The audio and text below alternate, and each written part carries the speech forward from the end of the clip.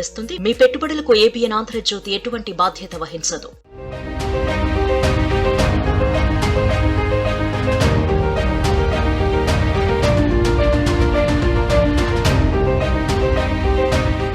మన మనీ మంత్ర ప్రోగ్రాంలో ఈ రోజు విషయాలు పంచుకోవడానికి మనతో పాటు యశ్వంత్ కూడా స్టూడియోలో రెడీగా ఉన్నారు.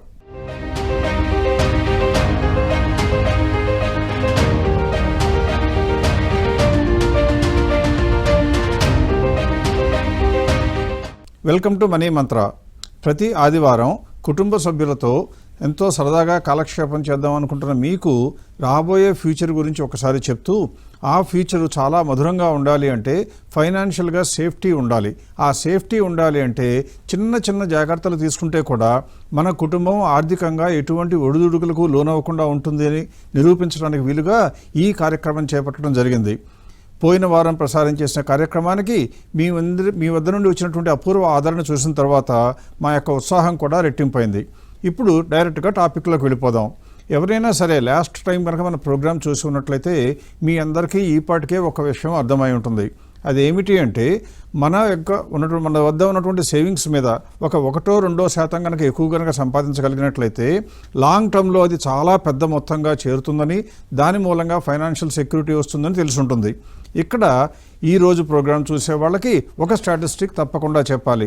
అదేమిటి అంటే మనలో ఎవరైనా సరే మన దగ్గర ఉన్న 1,00,000 రూపాయలని, అంటే ఊరికే ఉదాహరణకు చెప్తున్నాను, ఇవాళ మన దగ్గర ఉన్న 1,00,000 రూపాయలని కనుక మంచి సాధనాల్లో పెట్టుబడి చేసి దానిపైన సంవత్సరానికి 20.3% దాదాపుగా కనుక సంపాదించమా లేదా ఎలాంటి మార్గాలు చూస్తామని తర్వాత మాట్లాడదాం. 20.3% కనుక సంపాదించగలిగితే ఈ రోజున మన వద్ద ఉన్న 1,00,000 రూపాయలు 25 సంవత్సరాలు అయిపోయేటప్పటికి 1,00,00,000 రూపాయలుగా చేరుతుంది. అంటే అర్థం ఏంటి? మన రిటైర్మెంట్కి కావాలనుకున్నా, అంటే మీరు కనుక 30-40 సంవత్సరాల కాలంలో ఉంటే మీ రిటైర్మెంట్కి ఉపయోగపడుతుంది. ఒకవేళ మీరు కొద్దిగా గొప్ప వయసులో ఆల్రెడీ 50 సంవత్సరాలు 55 సంవత్సరాల్లో కనుక ఉంటే మీ నెక్స్ట్ తరానికైనా మంచి సంపద ఇవ్వడానికి అవకాశం ఉంటుంది. అంటే మనం ధనికులు అవటం, లేదా కనీసం మన నెక్స్ట్ తరాన్న ధనికులు చేయాలి అంటే మనం సంపాదించవలసిన పర్సెంటేజ్ 20.3% అని.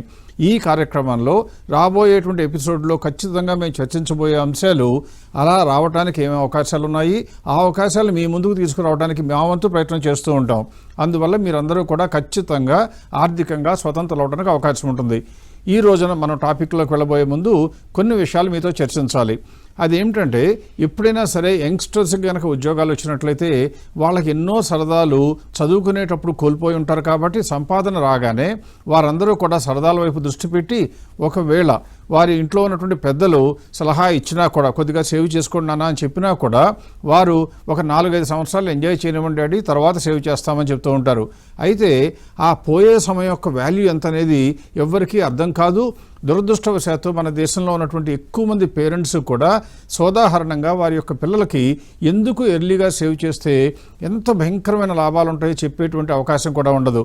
ఆ దిశగా ఈ రోజులు ప్రయత్నం చేస్తూ ఇప్పుడు నేనేం చేస్తానంటే అటువంటి యువతరానికి, అంటే కొత్తగా ఉద్యోగం వచ్చినటువంటి యువతరానికి, లేదా అప్పుడే ఉద్యోగం వచ్చి ఒక 2-3 సంవత్సరాలైన యువతరానికి ప్రతినిధిగా ఉన్నటువంటి యశ్వంత్ని అటువంటి టాపిక్ని కవర్ చేస్తూ ఎర్లీగా సేవ్ చేస్తే వచ్చే అడ్వాంటేజెస్ ఏంటో వీలైనంత వరకు సోదాహరణంగా చెప్పమని రిక్వెస్ట్ చేస్తున్నాను. యశ్వంత్. రైట్ అండి, థ్యాంక్ యూ ప్రసాద్ గారు. అంటే ఇప్పుడే సింపుల్గా చెప్పినట్టు మనం ఎప్పుడో అనుకుంటూ ఉంటాం, సేవ్ చేద్దాం, ఇవాళ కాకపోతే రేపు కాకపోతే ఎల్లుండి, ఏదో ఒక టైం చూద్దాం. నిజం చెప్పాలంటే దానికి ఒక ముహూర్తంలాగా వెయిట్ చేస్తూ ఉంటాం. కానీ సేవ్ చేయటం కన్నా డిలే చేసినట్లయితే దానివల్ల వచ్చే నష్టాలు ఎలా ఉంటాయో ఒక చిన్న ఎగ్జాంపుల్గా ఇప్పుడు ప్రసాద్ గారు చెప్పినట్టు 1, 2, 3, 5, 10 ఇయర్స్ కనుక డిలే చేస్తూ ఉంటే ఆ యొక్క ఇంపాక్ట్ ఎలా ఉంటుంది మన కైండ్ ఆఫ్ ఫైనాన్షియల్ ఫ్యూచర్లో అని ఒకసారి ఎగ్జాంపుల్తో చూపించే ప్రయత్నం చేస్తా. సో ఒకసారి నా స్క్రీన్కి కనుక చూసినట్లయితే ఒక సింపుల్ ఎగ్జాంపుల్లో నేను 2 వ్యక్తుల్ని తీసుకుంటున్నాను, Ram and Shyam. So Ram and Shyam ఇద్దరు, ఒకళ్ళు ఎర్లీగా ఒకళ్ళు కాస్త లేట్గా కనుక మొదలు పెడితే ఎలా ఉంటాయి వాళ్ళ జర్నీస్ అని చూసేందుకు ప్రయత్నిద్దాం. సో రామ్ అండ్ శ్యామ్ ఇద్దరు మంచి ఇంజనీర్సు, ఇప్పుడే గ్రాడ్యుయేట్ అయిపోయి మంచి జాబ్ కూడా సంపాదించగలిగారు.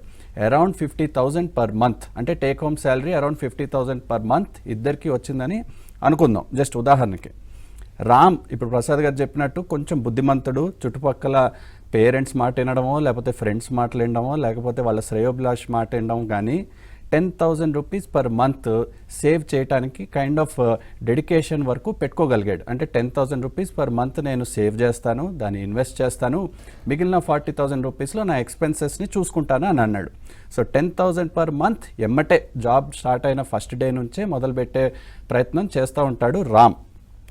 అదే టైంలో శ్యామ్ అనే వ్యక్తి ఇప్పుడే కదా నాకు ఇండిపెండెన్స్ వచ్చింది, ఇప్పుడే నాకు కొద్దో గొప్ప డబ్బులు చూశాను, ఇప్పుడు వరకు పేరెంట్స్ని అడగాల్సి వచ్చింది, ఇప్పుడు కొంచెం ఇండిపెండెన్స్ వచ్చింది కాబట్టి మేబీ ఇప్పుడు కాదు ఒక 5 ఏళ్ళు 10 ఏళ్ళు నాకు జస్ట్ కొంచెం లీవే ఇవ్వండి, ఈ 5-10 ఏళ్ళ తర్వాత మీరు ఎంత చెప్తే అలా వింటాను, కానీ ఈ 5-10 ఏళ్ళు కొంచెం ఎంజాయ్ చేయనివ్వండి, కొంచెం ఇండిపెండెన్స్ చూడనివ్వండి అంటాడు. సో ఈ రామ్ అండ్ శ్యామ్ జర్నీస్ అసలు ఎలా ఉంటాయని ఒకసారి చూసేందుకు ప్రయత్నిద్దాం. ఇందాక చెప్పినట్టుగా నెలకి 10,000 మాత్రమే, అరౌండ్ 8% మనకు తెలుసు, ఫిక్స్డ్ ఇన్కమ్ అరౌండ్ 7 to 8% వస్తుందని తెలుసు. అదే టైంలో శ్యామ్ ఇప్పుడు కాకుండా 10 ఏళ్ళ తర్వాత స్టార్ట్ చేస్తే ఎలా ఉంటుంది తన జర్నీ అందుకు చూసేందుకు ట్రై చేద్దాం. సో నా సింపుల్ క్వశ్చన్ ఏంటి అంటే, కెన్ శ్యామ్ క్యాచప్? అగైన్ ఒక సింపుల్ కైండ్ ఆఫ్ క్లారిఫికేషన్ ఏమి ఇద్దాం అనుకుంటున్నానంటే, రామ్ కేవలం 10 ఏళ్ళ వరకే ఇన్వెస్ట్ చేస్తాడు, శ్యామ్ 10 ఏళ్ల తర్వాత ఇన్వెస్ట్ చేస్తాడు. ఎన్నేళ్ళు ఇన్వెస్ట్ చేస్తే కానీ రామ్ని క్యాచప్ చేయగలుగుతాడో లేదో ఒకసారి చూద్దాం.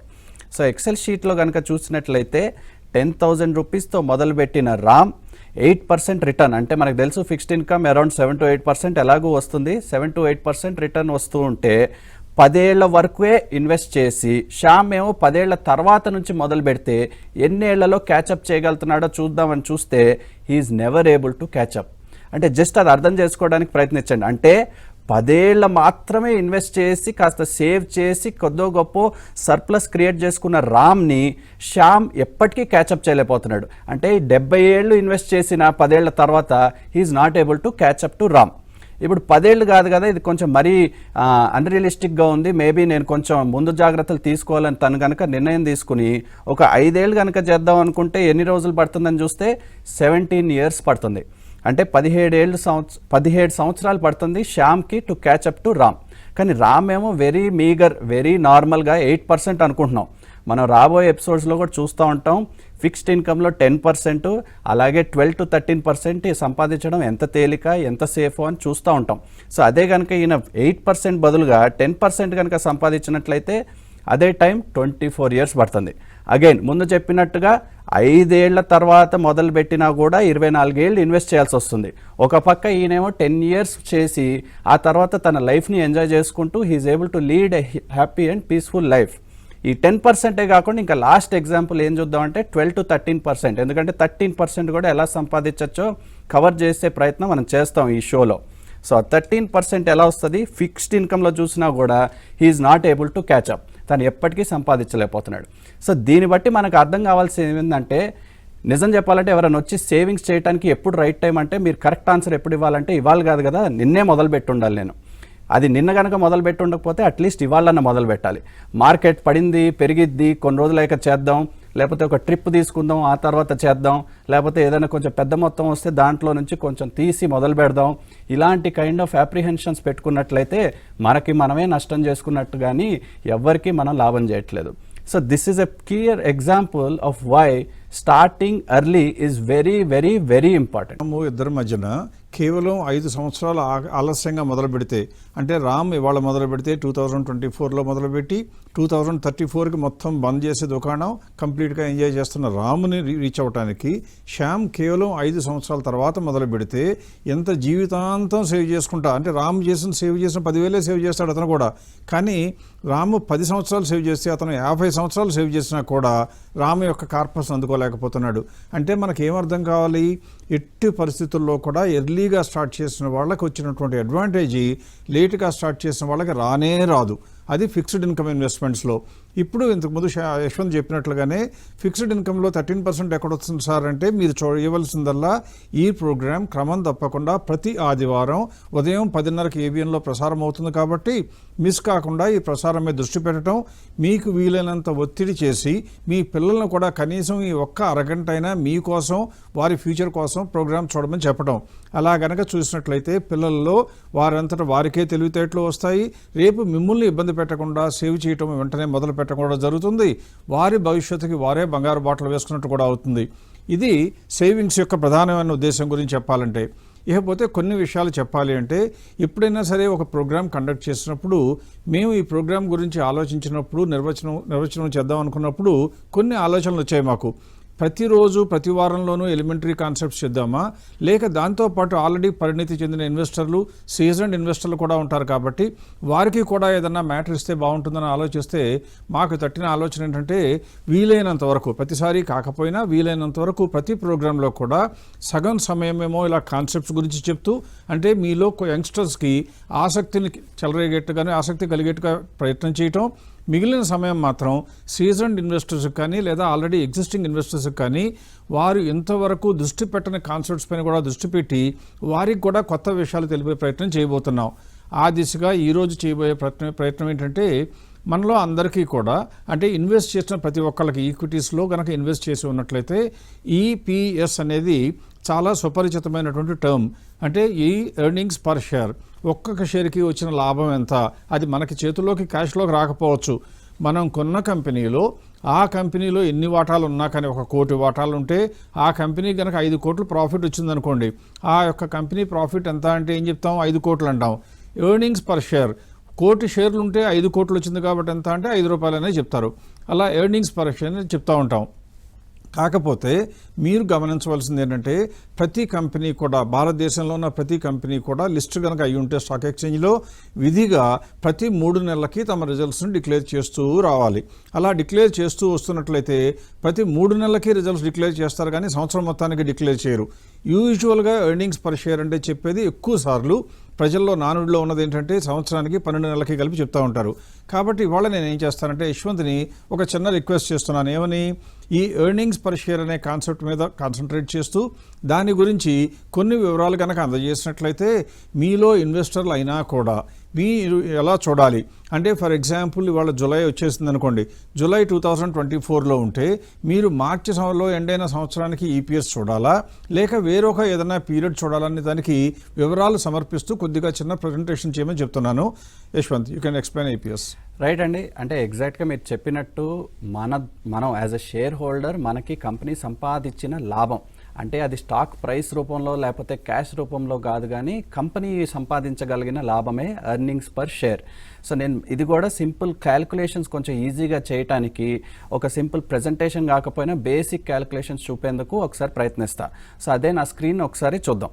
సో ఫస్ట్ చూపించినట్టుగా simple measure of profit or earnings of each stock of the company, అంటే ఇందాక చెప్పినట్టు మన ద్వారా యాజ్ అ షేర్ హోల్డర్ మనకి కంపెనీ సంపాదించిన లాభం.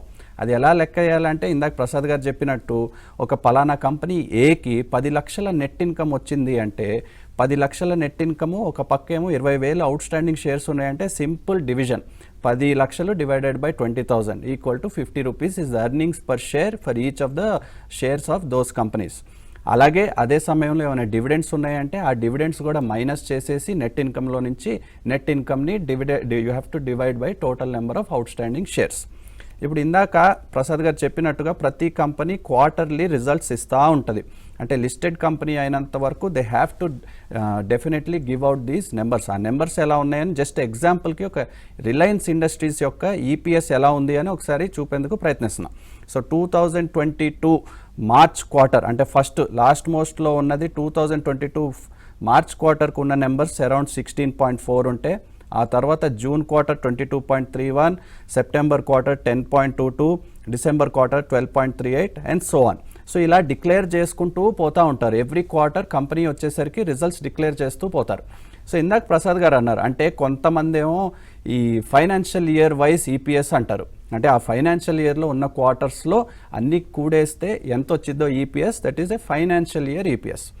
కొంతమంది ఏమో క్యాలెండర్ ఇయర్ ఈపీఎస్ అంటారు. అంటే డిసెంబర్ టు డిసెంబర్ క్వార్టర్ మధ్యలో తీసుకుని అన్ని నెంబర్స్ యాడ్ చేసి ఆ ఈపీఎస్ని kind of calendar year EPS ఎంత అని కైండ్ ఆఫ్ అసెస్మెంట్ చేస్తూ ఉంటారు. మా దృష్టిలో అండ్ నిజం చెప్పాలంటే మీరు కూడా ఏది కన్సిడరేషన్లోకి తీసుకోవాలి ఈ అన్నిట్లో అంటే ట్రైలింగ్ 12 months లేదా రోలింగ్ ఈపీఎస్. ఆ ట్రైలింగ్ 12 months ఏం చేసిద్దంటే ఇవాల్టి క్వార్టర్ అండ్ పోయిన 3 క్వార్టర్లు కలుపుకొని మనం ఒక నెంబర్ అసర్టైన్ అవుతాం. ఆ నెంబర్ తీసుకుని మనం kind of long term projections చేయడానికి, ట్రెండ్స్ అనలైజ్ చేయడానికి ఉపయోగపడుతుంది. సో మీరు నేను ఇన్వెస్టర్ కనుక అయితే ఎప్పుడైనా సరే ట్రైలింగ్ 12 months డేటానే తీసుకోవాలి. ఆ ట్రైలింగ్ 12 month ఈపీఎస్ కూడా ఎలా క్యాలిక్యులేట్ చేస్తామో ఎగ్జాంపుల్తో చూపిస్తాను. బట్ ఎందుకు అది ఇంపార్టెంట్ అంటే కొన్ని ఇండస్ట్రీస్, కొన్ని స్టాక్స్ సైక్లికల్గా ఉంటాయి. అంటే కొన్ని వర్షాకాలంలో నెంబర్స్ బాగుంటాయి, కొన్ని kind of December period holidays, hospitality ఏమో కొన్ని డిసెంబర్ పీరియడ్లో హాలిడే అప్పుడు ఇంకా బాగుంటాయి. సో అవన్నీ యావరేజ్ అవుట్ చేసి ఒక కైండ్ ఆఫ్ ఎనాలిసిస్ ఫామ్ చేయాలి అంటే మనం సైక్లికల్గా ఉన్నాయి కూడా యావరేజ్ అవుట్ చేసి ట్రైలింగ్ 12 month బేసిస్న తీసుకోవాలి. అదే రోలింగ్ లేదా ట్రైలింగ్ 12 month EPS. సో ఒక ఎగ్జాంపుల్లో ఐ విల్ జస్ట్ షో ఎలా కంప్యూట్ చేయాలి. First trailing 12 month EPS for the period ending 2024 March. అంటే 2024 మార్చ్ ఎండ్ అయిన పీరియడ్ ఒక క్వార్టర్ యొక్క ఈపీఎస్ ఎంత, ట్రైలింగ్ 12 month EPS ఎంత అంటే మార్చ్లో వచ్చిన 16.68, 2023 డిసెంబర్లో 14.67, 2023 సెప్టెంబర్లో వచ్చిన 16.56, 2023 జూన్. సో 4 quarters మొత్తం చూసి నేను కంప్యూట్ చేస్తే వచ్చేదే నాకు 62.29. That is trailing 12 month EPS for period ending 2024 March. ఇంకొక ఎగ్జాంపుల్ డిసెంబర్ కనుక చూడాలంటే అదే టైంలో ఆ డిసెంబర్ నుంచి last 4 quarters December, September, June, March, 2023 December, September, June, March అన్ని కంప్యూట్ చేస్తే 66.04. సో ఇవన్నీ is important to analyse trailing 12 month EPS. ఇంకొక ఎగ్జాంపుల్ ఎందుకు ట్రైలింగ్ 12 month EPS ఇంపార్టెంట్ అని కూడా మీరు అడగాలి. అడిగినప్పుడు నేను ఇంకొక ఎగ్జాంపుల్ ఏం చెప్పదలుచుకున్నానంటే సపోజ్ 2023 మార్చ్ 2023 జూన్ వచ్చిన నెంబర్స్ చూసి జస్ట్ సింపుల్గా చూసి అసలు డిఫరెన్స్ ఎలా ఉంది అని చూస్తే మనకేం అర్థమైందంటే నియర్లీ 20.43 అనేది 14.38కి పడినట్టు, అరౌండ్ 30% డ్రాప్. అది చూసి మనం కంగారు పడాలా యాజ్ ఇన్వెస్టర్స్, ఎందుకంటే కొన్ని కంపెనీస్ సైక్లికల్గా ఉంటాయని ముందే చెప్పున్నా. అందుకని ఇండిపెండెంట్గా ఈ డేటా పాయింట్స్ తీసుకుని ఎక్కువ అనాలిసిస్ చేసి దాని మీద ఒపీనియన్ ఫామ్ చేసుకుని మన డెసిషన్ తీసుకోకూడదు. యావరేజ్ అవుట్ చేసుకున్న నెంబర్స్ తీసుకుని ట్రెండ్ ఎలా ఉంది, ట్రెండ్స్ బాగా లేవా, గ్రోత్ నుంచి కైండ్ ఆఫ్ డిక్లైనింగ్ వెళ్తున్నాయని చూసి నిర్ణయాలు తీసుకోవాలి. సో అదే ట్రైలింగ్ 12 month డేటా చూస్తే 2023 అంటే మార్చ్కి 65.34, అదే సమయంలో 2023 జూన్కేమో 57.41. ఆ రెండింటి మధ్యలో డిఫరెన్స్ చూస్తే నిజానికి ఓన్లీ 12% డ్రాపే. అది తీసుకుని మనం నిర్ణయం తీసుకోలే కానీ ఇండిపెండెంట్ డేటా పాయింట్స్ తీసుకుని ఎకనామిక్ కండిషన్స్ కూడా బాగున్నప్పుడు అన్ని కంపెనీస్ సఫర్ అవుతాయి. ఆ టైంలో కూడా చూసి kind of independent data points తీసుకుని నిర్ణయాలు తీసుకోకూడదు. So this is a brief about EPS. ఈ తర్వాత పోర్ట్ఫోలియో లెవెల్లో మనకు అసలు ఇది ఎందుకు ఉపయోగం, దీన్ని బట్టి కైండ్ ఆఫ్ ఎటువంటి అనాలిసిస్ చేయాలో ప్రసాద్ గారు క్యారీ ఫార్వర్డ్ చేస్తారు. ఎర్నింగ్స్ పర్ షేర్ అనేది ఎప్పుడు కూడా 12 నెలల కాలాన్ని తీసుకోవడం మంచిదని తెలుసు. కాకపోతే ఏ 12 నెలలు అంటే మనం ఉన్న డేట్కి ఇమీడియట్గా ముందున్న కాలంతో ఎండైన క్వార్టర్తో పోల్చి అప్పుడుకున్న 12 నెలల కాలం. ఫర్ ఎగ్జాంపుల్ జూలైలో మనం ఇవాళ చూద్దామంటే జూన్ క్వార్టర్ తాలూకు రిజల్ట్స్ ఇంకా రాలేదు కాబట్టి మనం ఏం చేయవచ్చు, మార్చ్ రిజల్ట్సే వాడవలసి వస్తుంది. అంటే మార్చ్తో ఎండైన 12 నెలల కాలానికి చూడాలి. కానీ ఒక్క 10 రోజులు కనుక జరిగినట్లయితే రిజల్ట్స్ రావడం మొదలవుతాయి. కాబట్టి జూన్ క్వార్టర్తో ఎండైన పీరియడ్ కూడా కంపెనీలు రిజల్ట్స్ అనౌన్స్ చేయడంతో మనం జూన్తో ఎండైన 12 నెలల కాలానికి అంటే 24 జూన్, 24 మార్చ్, 23 డిసెంబర్, 23 సెప్టెంబర్ ఈ 4 క్వార్టర్స్ కలిపి మనం కలుపుకోవడం వీలవుతుంది. ఇలా చేయటం మూలంగా వచ్చే లాభం ఏంటంటే మనకున్న కంపెనీలు క్వార్టర్కి పెరుగుతున్నాయా లేదా తెలుస్తుంది. అలా తెలుసుకోకపోతే వచ్చే నష్టం ఏమిటో కూడా మీకు చూపించడానికి వీలుగా ఒక ఎగ్జాంపుల్ ఇప్పుడు షేర్ చేస్తాను. ఇది ఒక పోర్ట్ఫోలియోకి సంబంధించినటువంటి యాక్చువల్ డేటా. ఈ పోర్ట్ఫోలియోని కనుక మీరు స్క్రీన్ మీద చూసినట్లయితే ఇందులో చాలా కంపెనీలు ఉన్నాయి. దాదాపుగా 20 కంపెనీలు ఉన్నట్టుగా కనపడుతుంది మీకు, 21 కంపెనీలు. అందులో క్యాన్ఫిన్ హోమ్స్ మొట్టమొదటి చూస్తే ఈ పోర్ట్ఫోలియో ఉన్నటువంటి వ్యక్తికి 78 షేర్స్ ఉన్నాయి. దానిలో పోర్ట్ఫోలియో కనుక చూసినట్లయితే 23 సెప్టెంబర్లో 3,800 రూపాయల ఎర్నింగ్స్ లాభాలు వస్తే తర్వాత 4,144, తర్వాత 4,399, తర్వాత 4,500. అంటే అన్నీ కూడా పెరుగుతూ వచ్చినట్టుగా తెలుస్తుంది. అంటే మీకు అర్థం కావాల్సింది ఏంటి, లాభాలు పెరుగుతూ ఉన్నాయి కాబట్టి కంపెనీ మంచిది అని తెలుస్తుంది. ఇలా అన్ని కంపెనీలకి కూడా అంటే మీరు ఏం చేశారు, ఇప్పుడు యశ్వంత్ చెప్పినట్లుగా ఎర్నింగ్స్ పర్ షేర్ లెక్కేసి ఆ ఎర్నింగ్స్ పర్ షేర్తో క్వాంటిటీ లెక్కేస్తూ పోతే మనకు వచ్చేటువంటిది ఆ కంపెనీ తాలూకు మీకు ట్రైలింగ్ 12 months ఉన్న పీరియడ్లో వచ్చిన ఎర్నింగ్స్ ఏంటో తెలుస్తాయి. ఎప్పుడు కూడా స్థూలంగా తెలుసుకోవాల్సింది ఏంటంటే మంచి పోర్ట్ఫోలియో అంటే మీ కంపెనీలు కొన్న షేర్లు రేట్లు పెరగటం కాదు, అది ప్రజలందరూ భావించేటువంటిది. కానీ మీరు చేయవలసింది ఏంటి, మీరు ఉన్న కంపెనీలు మీరు ఏదైతే కొన్నారో ఆ కంపెనీలు లాభాలు పెంచుకుంటూ పోయినట్లయితే ఇవాళ కాకపోతే రేపు లేకపోతే 3 నెలలకైనా రేట్లు పెరగక తప్పదు. అందువల్ల ప్రధానంగా దృష్టి పెట్టవలసింది ఏంటి, మనకి అందుబాటులో ఉన్న వివరాలు సేకరిస్తూ ఎర్నింగ్స్ పెరిగాయా లేవో చూడటం. ఇప్పుడు ఈ పోర్ట్ఫోలియోనే డౌన్లో ఉన్నటువంటి బాటంలో ఉన్న రో కనుక మీరు చూస్తే ఈయన యొక్క పోర్ట్ఫోలియోలో మొట్టమొదటిలో అంటే 4 క్వార్టర్ల క్రితం 2,09,000 ఉంటే ఎర్నింగ్స్, తర్వాత 245గా, తర్వాత 274గా పెరిగినాయి.